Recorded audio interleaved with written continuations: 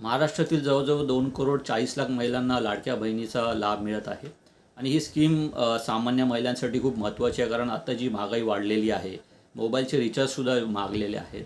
Mobile recharge म्हणा, electric bill म्हणा, हे छोटे मोठे खर्च महिलांसाठी खूप महत्त्वाचे असतात आणि ते या स्कीममधून निघत आहेत. तर मला वाटतं ही स्कीम तशीच चालू ठेवावी. परंतु सरकार आता ॲग्रेसिव्हली ही जी लाडक्या बहिणीची संख्या ही कमी करायचा प्रयत्न करते, कारण हा जो अतिरिक्त 40,000 कोटीचा भार आहे तो सरकारला परवडत नाही आहे.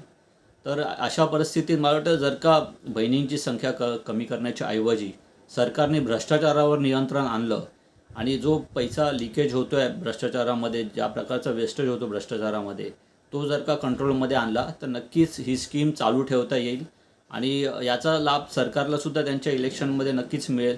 आणि म्हणून मला वाटतं की सरकारने हे जास्ती ॲग्रेसिव्हली फॉलोअप न करता, ही संख्या कमी न करता भ्रष्टाचारावर जास्ती नियंत्रण आणायला पाहिजे आणि तो तिथे जो पैसा वाचतो तो लाडक्या बहिणींकडे फिरवायला हवा.